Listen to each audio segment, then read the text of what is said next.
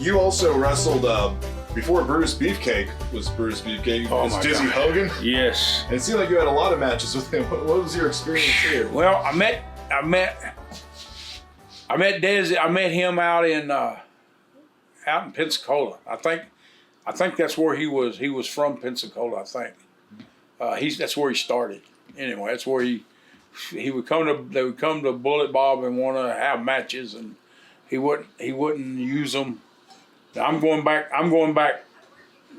before. Heck, I think this was even before Hogan was Hogan. This was before that, because they just put the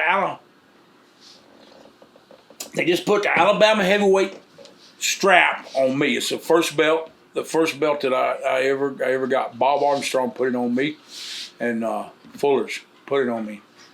They were the owners. Bob was the booker, but and I may be wrong, but brother, they said, I want you to go to the ring, and I want you to beat the living fire out of this guy, just put the belt on the table there and pack your bags and leave.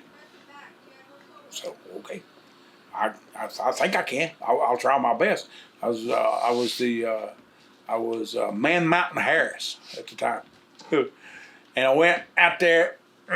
This little skinny guy, he's about 6'5", 6'6", the skinny guy, and I pounded him and pounded him and pounded him.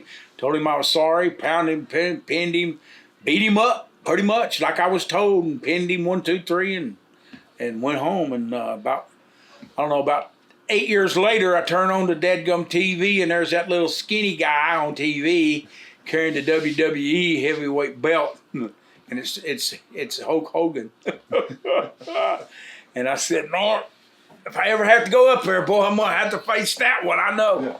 But when I did go up there, Terry would, Terry, how you doing, brother? Yeah, fine, man, fine. But with Beefcakes, and I'm sure we'll get to the match with this was long time in his career when he was with Bass and he lost the hair match. Yes. And is that the story you're digging for, or? I was going for that too, but if you want to go for it now. But no, I want to. There was a couple of instances in there that I didn't think a whole lot about Beefcakes, but he turned. If Bass worked with him, he must have turned out to be a pretty good worker, and that's what we all strive for, is to be the very best workers that we can be. But I can't remember the guy that I was in a scrap with down there. Not a scrap, but an angle for that heavyweight belt. He was a drunk. Stayed drunk all the dadgum time. Man, what was his name? I won the belt from him. That was you. I know you probably wasn't even born yet, brother. We done something that somebody, some of my hair got pulled out, or somebody else. Beefcake saying something about if somebody pulled his hair out like that he would whoop their ass. And I said, surely he's not talking about me. And he was. I had pulled out.